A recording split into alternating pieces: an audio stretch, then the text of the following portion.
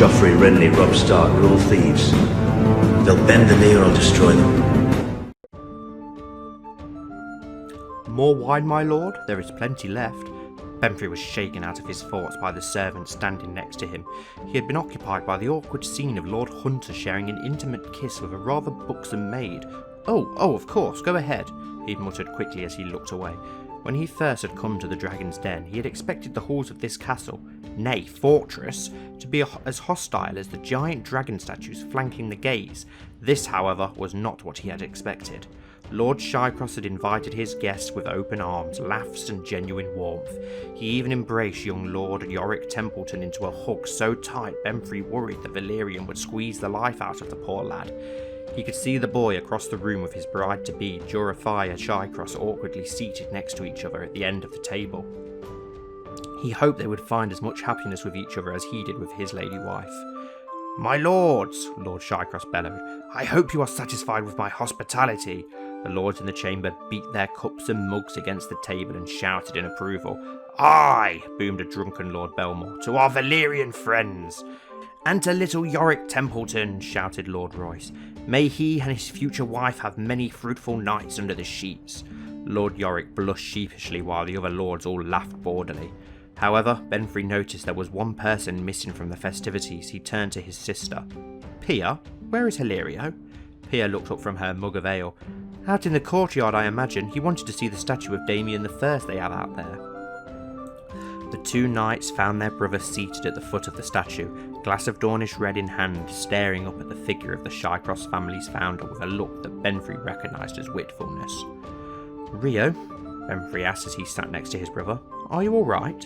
His brother turned and Benfrey could see that he was clearly quite deep into his cups. "Oh, never better." The boy gave a drunken laugh as he took another deep sip from his glass.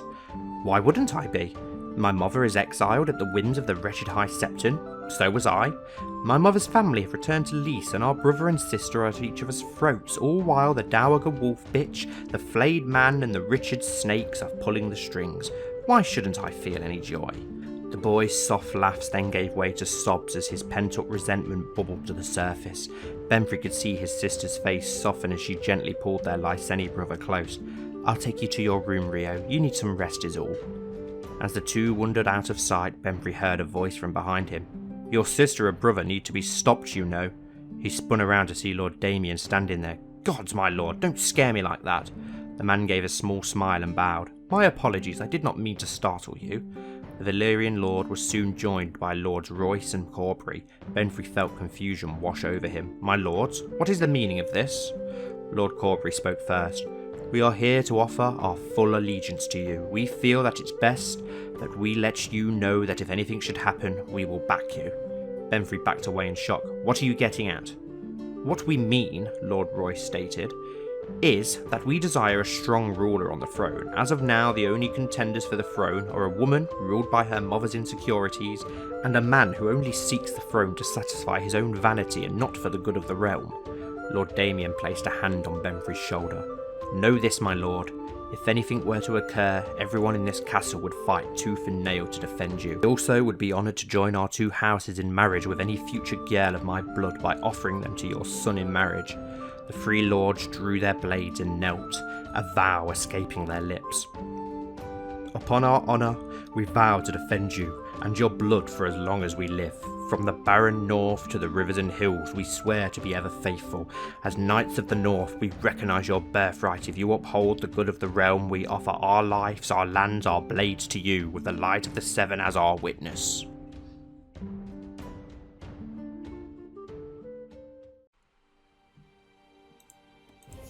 Hello everyone and welcome back to the Citadel with me, Grand Maester Stitch, where we continue with the Knights of Andalia. So in that introduction scene we had the perspective of Lord Benfrey Highstar of the Eyrie, as a lot of his lords of the Vale are trying to press his claim upon the throne, or at least upon the Vale. They all respect him greatly. He's got great friendships with most of the Vale lords, as we can see. He's a very respected and loved man, and you can see why with the amazing traits that he's got. And he's also managed to produce a son and heir, which is something Kyra has failed to do.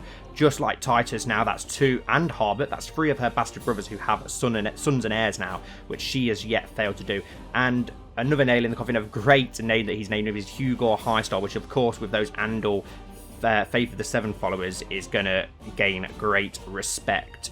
And he's got the quick trait, which is cool, but he's also got hair lip, but that's not going to matter. I imagine he looks like he's going to be pretty impressive. As well as that, Benfrey's got some pretty interesting courtiers and council members now from around the realm, from a couple of the loyalist houses. He's got a fire hand as his castellan, which is interesting. He's also got a Richards as his master of law, so 2 lords from the old Andalian lands. He's got Hilario Sevenstar, who was banished from the court of Kyra for his religious differences in the last episode, has seeked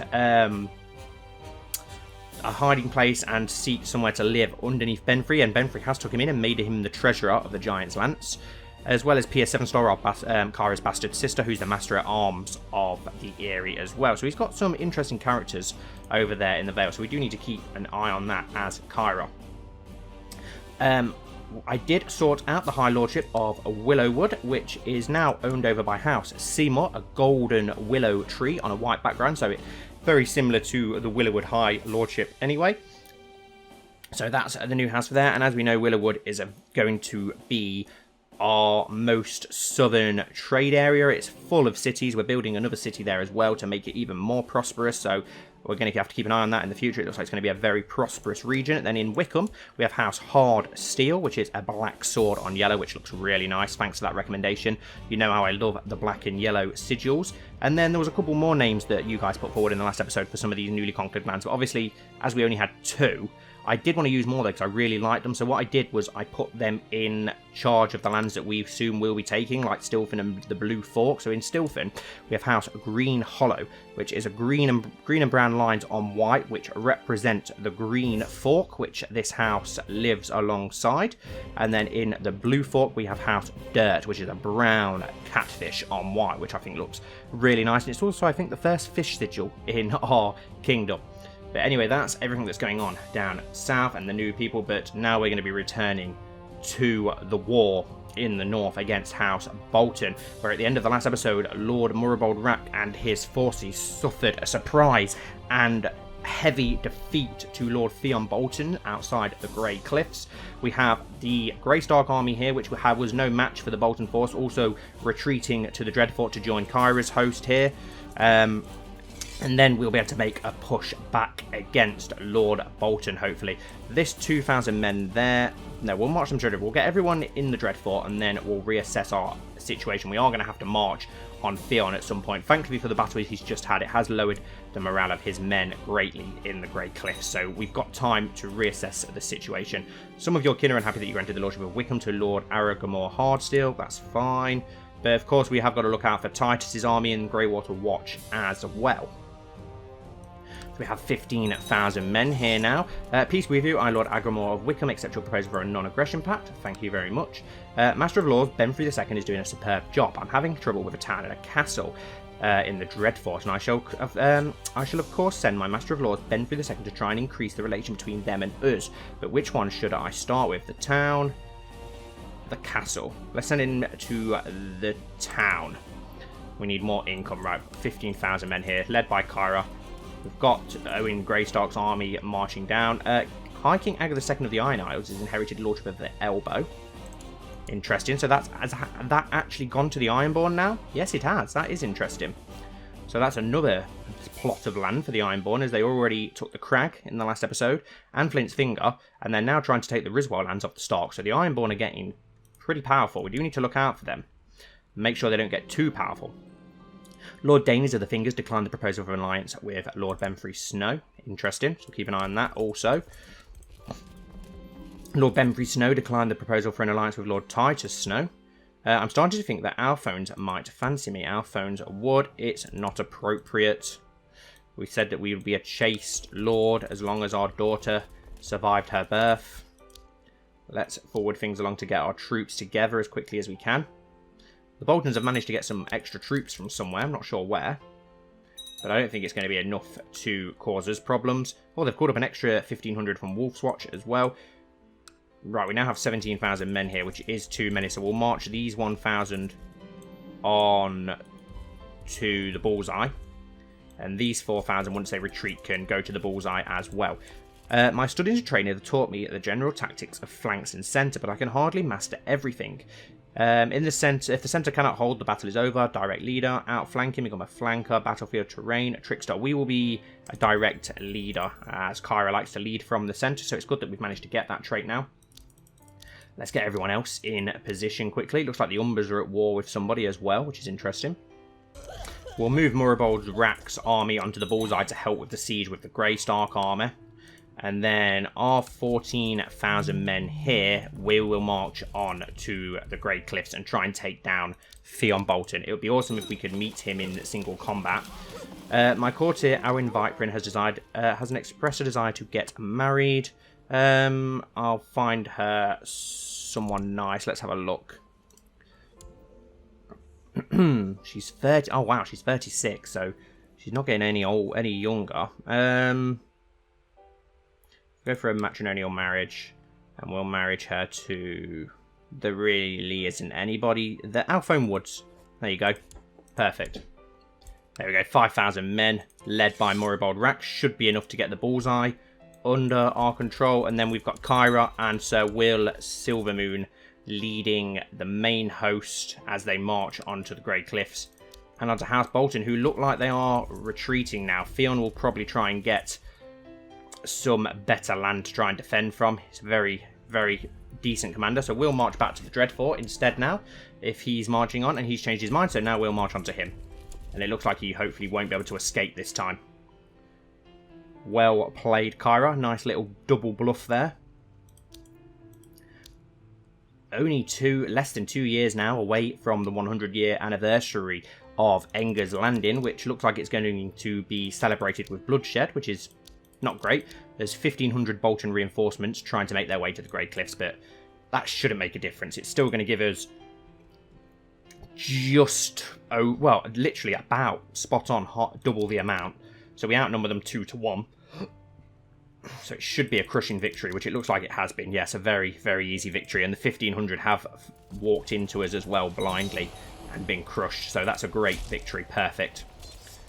So now we'll march back to the Dreadfort and get that under our control. We need to get the Dreadfort to fall. When we get to it, we'll split our army in half and we'll go for High Point and the Wolf's Watch as well. The bullseye is about to fall to the forces of Lord Moribold Rat, which is good. Titus's army is doing well in Greywater Watch, though, which is annoying. Have we got any more soldiers we can call up? We've got 1,000 men in Sevensguard. We've already called up the Fire Hands, which is a shame. So we've not got enough. No, we'll leave Titus to do his thing for now. We need to focus on Theon, really. He's the one that needs to be taken down. It's 1,000 men in the Dreadfort, but we're marching on to them. That's fine. We'll be able to sort those out. Come on, the bullseye should fall any second now to our forces. I'm very surprised that the Hootens didn't rebel against the Boltons, because all that sucking up that they did in Enger II's reign. But then again, they did get their marriage and probably what they wanted out of it, so they probably don't want to suck up anymore. So we'll keep an eye on that, though, anyway. Let's march our men back to the Dreadfort and take care of this, what remains of this small Bolton host of 1,000 men. Ah, they must have just called those up, I think, actually, at the Dreadfort. They must have had some reinforcements, and perfect. The castle of the Bullseye has fallen to Lord Rack, which is perfect. It gives us a great amount of war score, and another host is invading the Rivers and Hills. The Rivers and Hills are literally screwed, aren't they now? Let's be honest. Everyone wants a piece of the pie that is the Riverlands. This is going to be an easy victory. You may as well take the rest of the Bullseye, Lord Moribold, before marching north. We'll spread our armies out over the High Point and the Wolf's Watch. The Dreadfort's going to be the hardest to take. It's so well defended. It's got a hell of a lot of men in there, so we are going to have to try and starve them out rather than trying to force any sort of assault, which is fine. That's fairly realistic. Another great victory for Kyra. Perfect. Let's now split this army in half. We'll send 7,000 with Sir Weil Silvermoon on to the Wolf's Watch, and Kyra can stay here and siege the Dreadfort herself, and Lord Moribold Rack will soon join her. Awesome, and another 1,500 men in the Wolf's Watch. Sir Will Silvermoon, I'm sure, is going to take care of those pretty easily. Shouldn't be much trouble for him. A destitute lord from Crone's Crossing, from the land of our enemy, Lord Titus Snow, has defeated and has arrived in Sevensport. He's seeking refuge and is offering his service. Sir Alan Bigglestone, would we have to pay for him? We will anyway, because it could make for an interesting courtier, so why not? Yeah, we'll welcome him in. Sir Alvin Bigglestone. Betrothed can marry. Our sister, Princess Lyanna, can now marry her cousin, Sir Ambrose. Perfect. Hopefully they can produce a male 7-star. We really have a lack of male 7-stars. We really need to get some. There we go. That's a crushing victory in the Wolf's Watch as well for the Bolton, for us, which is awesome.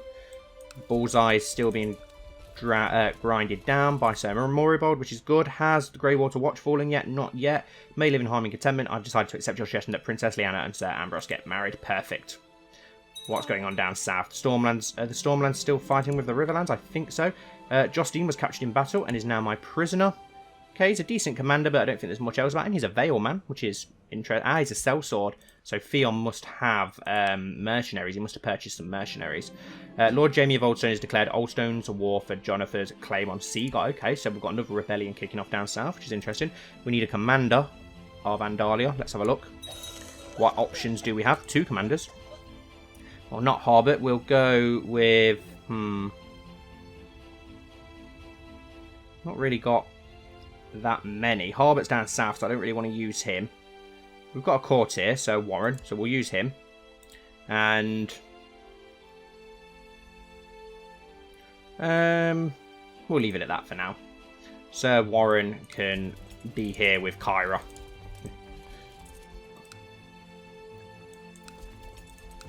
How much longer until that's going to form? Where have the main Bolton host gone? Lord Benfrey Snow has been a loyal and able servant, having successfully completed many tasks in aid of Andalia. He was seen as a right and honourable course to reward him with certain incomes and grants, so to foster greater loyalty. Yeah, we'll give him a reward. We'll send him some gold. Not giving him any lands or titles. He's got enough power. We don't want him getting too powerful. He's already the most powerful of any of our bastard brothers. No, we'll let him rot in prison for now. We're not going to give any mercy to the Bolton men for now. It's going to be interesting to decide what to do when we do get our hands upon Theon. He's managed to somehow get away from 7-star justice for most of his life. I don't know how he's done it. But I do respect him for that. He's been very impressive. And where's he marching his army onto? The Frosty Shore, by the looks of it. Which is fine. We'll wait for Sir Moribald's army to finish taking the bullseye, and then they can join Kyra's host before we march onto the Frosty Shore. Because even though we outnumber him 2-1 with Kyra's host, I still fear when it comes to Theon. Then again, Your Grace, sometime now I've been in the employ of Lord Gilwood. Let's have a look at you. No, thank you. We've got enough courtiers. Let's go for it. Let's march on to Theon. We do get a small disadvantage, but it's not huge. And we need a new Master of Ships. We need a new High Admiral. What are our options? I want to go for... We'll go for... Yes, let's go for the Shy Crosses for the High Admirals. They do own islands.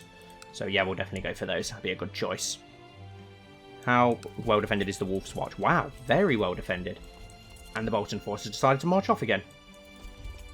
Hopefully we can trap them this time, though. Hopefully we've managed to do what we did last time. Your Grace, I humbly ask that you intervene on my behalf against the aggression of Lord Jaime Mudd, who has invaded my lands in obvious contravention of the peace of the realm. I will order Lord Jaime to stand down. Your Grace, I'm afraid I cannot end this war. My cause is just, and as such you have no right to command me to stand down. Okay, we'll leave you to it then. I'm sure Ambrose will be able to take care of you.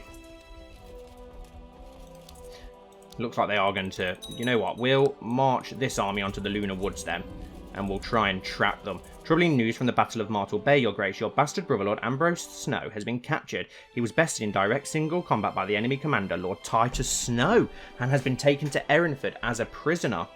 Damn it. Okay, and he's lost an eye. This just gets more and more like the Blackfire Rebellion by the episode, don't it? So, 2 of our bastard brothers have now had a fight, and poor Ambrose has lost an eye to Sir Titus, which is interesting. Damn it. So he was actually defending for his... your bastard brother, Lord Ambrose Snow, has been captured by Lord Titus Snow of the Crone's Crossing and taken to Erinford as a prisoner. Okay, can we try and ransom him? Doesn't look like it. Interesting. Now that is interesting. Right, okay, perfect. The Rack army can now march north. The bullseye has fallen, so we can now try and sandwich and flank this army. The world is dangerous place and devious plots are everywhere. Rumours have reached it that people are conspiring to kill your daughter, Jonquil. Well, let's have a look on the plot, see if there's anything on there. Kill Princess Jonquil of Andalia. Sir Adron Bloom, Princess Jonquil. Oh, okay, well, why? That seems like such a random plot. Let's end that plot if we can. I don't care about the dragons. Do you know, that army's now marching onto the Frosty Shore. Stay where you are. Well, that's too late. We've already marched away. Hopefully we've trapped them now, though. We may have trapped the Bolton force because of the silly maneuver that he's tried to make to lift the siege. Hopefully. I don't want to move this other army, though, until the Wolf's Watch falls, because that's going to give us a lot of war score, of course, that we're going to need, as we're probably nearly about there now with this war. Once we defeat that army and get maybe the Wolf's Watch under siege, that may be enough to lift the siege. And yeah, they're going to be screwed now by... Murbold Rack can try and get revenge against Theon for the crushing defeat that he suffered at the end of the last episode, and it looks like he is going to. Then again, I don't know. Wow, how does he do it? Theon Bolton has somehow turned the tide again and got the better of Murbold Rack. But Kyra's host is about to arrive, and they'll hopefully get victory as we outnumber them 3-1. Poor Murbold, he's got his horse handed to him by Theon Bolton twice in the space of like a year. And we're now into the year 6709, so we're almost at the anniversary. Hopefully we can end this war before then. Yeah, I don't care about what's going on in Valeria. Let's just get Kyra's host down here and end this war quickly. We need to get it under control. My half-sister Rennie has not been herself lately for a while now. I've noticed her looking tired and thin. I've just been informed of the cause. Rennie has contracted syphilis. Of course she has, because everybody has syphilis, apparently. Call for a physician at once. Everyone has syphilis in Andalia. It's the norm, apparently. But we've managed to beat the Bolton host this time. Kyra's got the better of Theon. Hopefully that gives us a lot of war score. Only up to 50%, unfortunately, but never mind. Let's try and track down that Bolton army. We'll march back north to chase them. The Wolf's Watch has almost fallen, which is good. We'll move these 3,000 to the Lunar Woods to defeat this other Bolton army. Hopefully Murbold will get the better of this smaller army. Surely he will. He outnumbers them 4-1. It's the Siege of Eversfort, a great victory. Perfect. The Wolf's Watch has fallen now, which is awesome. How well defended is the next province? Not that well defended, so we should be able to get away with assaulting that. It's only a level 5 fort as well, so we'll just let the morale grind down slightly. Perfect, yeah. Murbold Rack's had a great victory this time. Oh, shit. At the age of 23, your bastard brother, Lord Ambrose of Seaguard, has died in the dungeons of Lord Titus. So Titus is now a king. Oh, he had 2 sons, though, before dying. Lord Artus of Seaguard, twins, and Daynes Red Wolf, and as well as his daughter Alysain. But Lord Ambrose is dead. The first of the bastard brothers is dead at the hands of his own brother. So will that now make Titus a kinslayer? It should do, technically. It doesn't look like he's gained the kinslayer trait, but he will have him in his murders. He's also hung a forest. Okay, so he's killed 2 foresters as well. Titus has been busy, it would seem. Damn it, I can't believe that one of our bastard brothers have been killed. Then again, he was plotting against Kyra as well, wasn't he, Ambrose? So it's not the end of the world. I think now, though, we'll go for our mid-POV, and I think, yeah, the perfect place will be the castle of Erinford and Titus. Titus entered the dungeon cell he had had his half-brother confined in. He had been in there since he lost their duel. He looked at his face, swollen and now lifeless. It was covered in bruises, with a thick blood-stained bandage wrapped around it to cover the eye Titus had taken. It was as if he was staring at a different person, not the young face of a beloved brother. He would miss Ambrose. He would miss him a lot. Slowly, Titus crouched down to where his brother lay and gently lifted the body onto his shoulder. Titus carried it to the litter in the hallway. He gently placed Ambrose onto the litter's padded interior and kissed his forehead. "I wish you could have joined me, little brother. I never wanted this," Titus whispered. The young lord stood and turned his head to meet the eyes of his servants who had been standing by across from him. "See that this body is properly dressed and prepared with full honours. Ambrose is to be sent to my sister in the capital." His men nodded, and without another word, Titus walked out of the dungeons and into his council chambers. There was a war to plan. Titus's army had mustered, and his northern allies had called their banners. Now he waited on his brother and the other Vale lords to join him. He paced about his war camp, waiting for his brother's raven. The Redstone and Waynwood forces were already making their way to the Crossfort. It was only a matter of time before the other lords would join him. Lady Snowfall and the sisters were on his side, but even their fleet of ships wouldn't be enough to ferry his army up north. Titus needed to pass Sevenstar, or he might never meet his northern allies. The poor Boltons were going to get crushed again. Moribald may have never beaten Theon, but he would be more than a match for Belvasar. Facing the Racks, Greystarks and the rest of old Andalia would simply be too much for his men without Benfrey's support. Titus was drawn from his musing with the arrival of Lord Redstone and Waynwood entering the camp. Both men knelt before Titus and declared their fealty and support. Titus looked to his brother Harbert, who had been standing nearby. Any word from Benfrey? Harbert looked sheepishly at his older brother and shook his head. No raven yet. He won't declare his support publicly, not without Pia goading him into it. Titus grunted. He didn't care for his sister Pia any more than Kyra. They were in fact too much alike for his tastes. The two of them always acted like they had something to prove. It was nonsense to Titus. Women weren't made for war, they were made for hearth and home. He turned to the lords in front of him. Lord Waynwood handed Titus his correspondence with Benfrey. He scanned them over and smiled. My brother is far more cunning than I ever gave him credit for. Thank you, my lord. This shall not be forgotten. Titus caught a sharp look at Harbert before facing his lords again, a winning smile plastered on his face. Now, gentlemen, we have to find a way to get past Sevenstar. Any suggestions?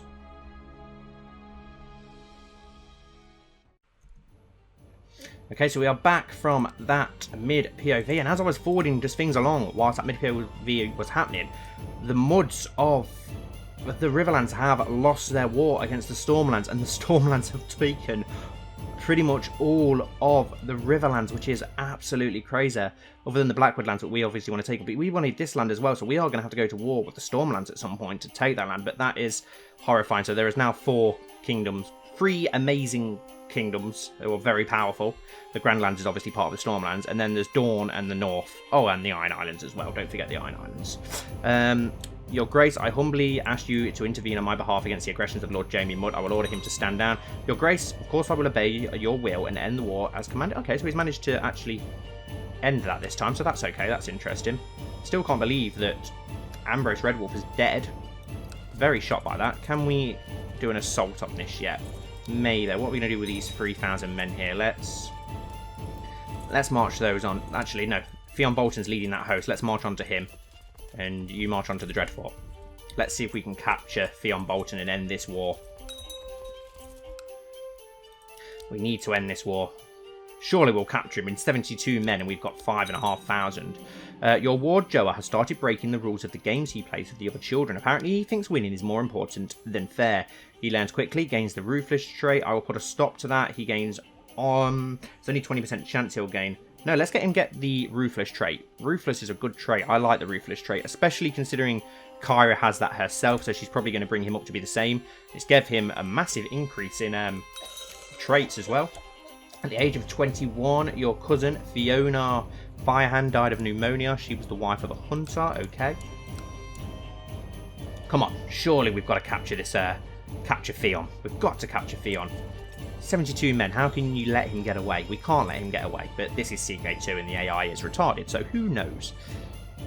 Yeah, we'll leave our other commanders in charge of, we'll leave Moribald Rack and Sir Silvermoon in charge of their specific armies. There we go, a great victory. We killed all 72 men, but somehow didn't capture Theon, when surely he was part of that. I don't know. Wow, High Point's got 3,000 defenders. Let's march back to the Dreadfort then. Wolf's Watch should fall any second. You know what? We'll go for the assault. It's not that well defended. It should be an easy victory. There we go. Siege of Everington is done. Let's now march the army onto the Dreadfort. Let's get all our men together. And then we need to try and take down Theon Bolton once he docks his army in the Frosty Shore. Your Grace, since I arrived in Sevensport, there has never been a shortage of soldiers, reinforced and troops stationed there. Under our guidance, they believe fame and fortune awaits them all. Let us hope so. And Bayani Firehand has died of cancer at the age of 43, so that's 2 Firehands dying in the space of a minute. 2 older women. One of them is married to Sir Lucamore Bloom, who is a cousin to Sir Colmore Bloom, and I think he's the Master at Arms of Oldcastle, if I remember right there. We're at 62%. We literally, all we've got to do, we've just got to take the Dreadfort. That's all we need to do now. Once the Dreadfort falls, the war's over. We've earned a lot of money again as well, which is interesting. Mega Vakar is annexed with... Oh, so the Vakar Emperor has died. Doesn't really concern us, but it was interesting to see they actually managed to take over that. I can't believe the Stormlands. Wow. So much power there. It's going to be interesting to see the Stormlands and the Westerlands clashing. As well as with us. How long until they start attacking us? How are the Ironborn doing against Winterfell? It's 17% in favour of the Iron Islands. Right, we've got too many men here, so we'll march 5,000, led by Murabold and Warren to the bullseye to meet that Bolton force that is marching its way there, which will hopefully destroy any Bolton forces left, and then it's just a case of grinding down the Dreadfort in the middle of winter, which is not nice. Is that a Valyrian? Oh no, it's just Driftmark. I thought we actually had a Valyrian about them. Are they around in this bookmark? I know the Targaryens are, but I'm not sure if they are or not. Surely Murabold can't fail against Theon again. No, Theon's not actually present either, so without his tactical genius, they probably would stand more chance. Kenrick of Kenrick Roseridge Host has declared Kenrick Roseridge Host invasion of the Seastone Isle. Stupidita. Should. Yep, crushing victory. Perfect. 75%.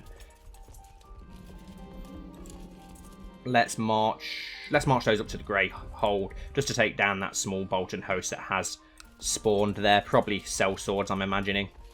He must have a fair bit of money of all these sellswords he's buying. Yeah, and the Greyjoys have a great host up here in the north as well, which is interesting. We've got double the men over the Dreadfort. Why is Kyra not leading this? Alongside Will Seavermoon and Warren. We'll leave Murabold chasing down the Bolton force. And Verena Stark has died. Died in battle against the forces of Daynes. So who's the new King of Winterfell now? Queen Kyra of the North.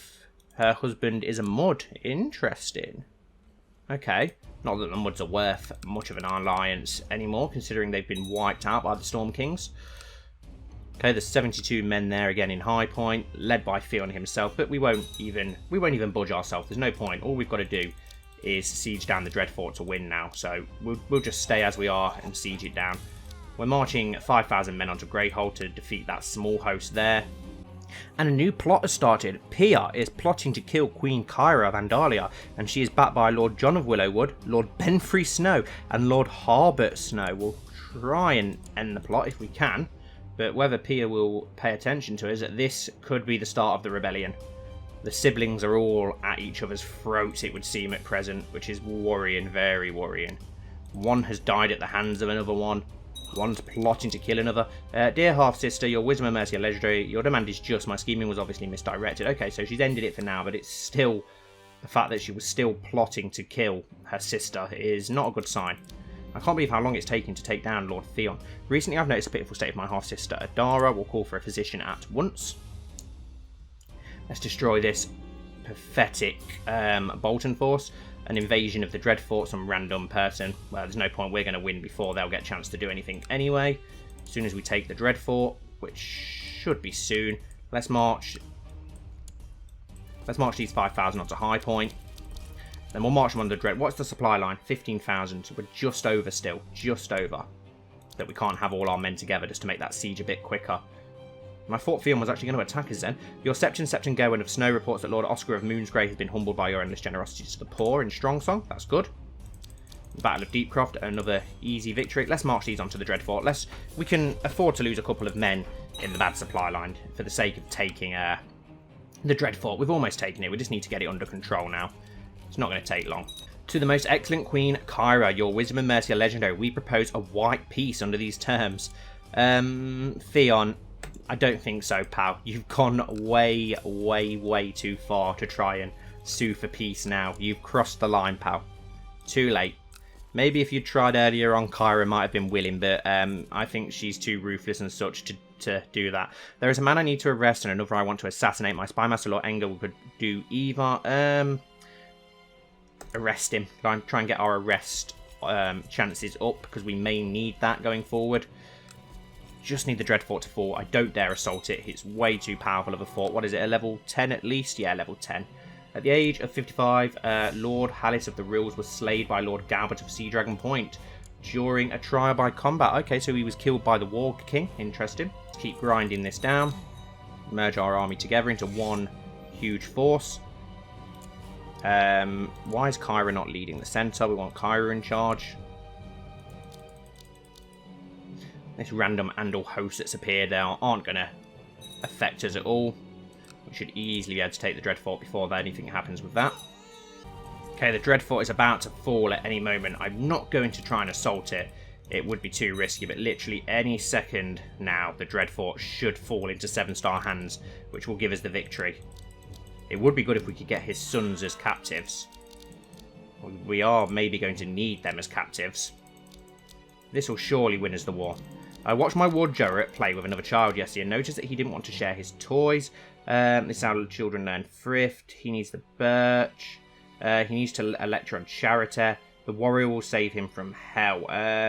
Electron Chariter.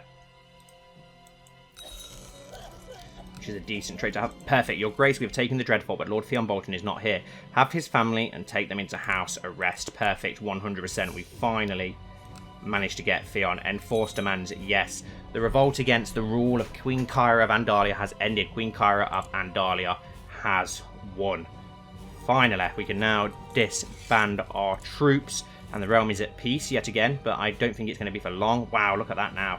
The Reach is obviously still part of the Westerlands. I wonder what we should do with Lord Theon. The war has been won. The rebel armies have been crushed by our brave loyalists. Lord Theon Bolton, one of the traitors, has been brought before you to hear your judgment. Send him to the dungeon. The war has been won. The rebels' armies have been crushed by our brave loyalists. Lord Titus Snow, one of the traitors, has been brought before you to hear your judgment. Send him to the dungeon, if we can. Lord Titus Snow has declared war of the crossing independence on Queen Kyra of Andalia. Kyra Sevenstar, I find your judgment harsh, and as such, my bannerman and I no longer acknowledge your dominion over the Crone's Crossing. This is the declaration of war. I will crush him as well. But we have Theon in our custody, which is good. He doesn't have a lot of manpower, so that's good. We haven't got to worry about that.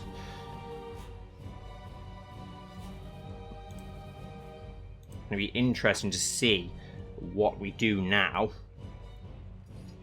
Who's going to join who? Lord Titus for the Mountain in Vale. Crown Loyal. We've got a lot of Crown Loyalists, thankfully, which is good. It'll be interesting to see what happens with this war. I know that he does have a lot of allies, so that'll be interesting as well. Going to be interesting to see what is going to happen as we go forward now. We need to ask people to come towards us. The dishonourable Melara Snowfall has failed to answer my call to arms and has taken sides with the enemy instead. Treacherous bastard. Okay, interesting. So the Snowfalls have joined Lord Titus as we thought they would, and that's a decent amount of manpower as well from that area, which is interesting. Be interesting to see who else joins her side in this war. Sevensguard don't seem to be getting involved, which is interesting. I don't know what the Boltons will do. We still have Lord Theon in our custody. What do we do with you, Theon? I'm going to banish him to the Night's Watch. Do it. Theon Bolton has had Skull of Sambran removed from their treasure. Yet let's get rid of him. At least then he's a decent person. Death's too good for him. He wants death. Let's send him to the Night's Watch that he loves so much and see how he gets on there. And let's see how things go with Titus in this war. But I think this is the perfect place to end the episode, guys. We are now on the anniversary year of Enger the First landing as well, which is interesting, and that is the year that rebellion has started with Lord Titus. Let's see where this goes in the next episode. I hope that you've all enjoyed. Please don't forget to like, comment down below and subscribe, and hopefully I'll see you all very soon for the next episode.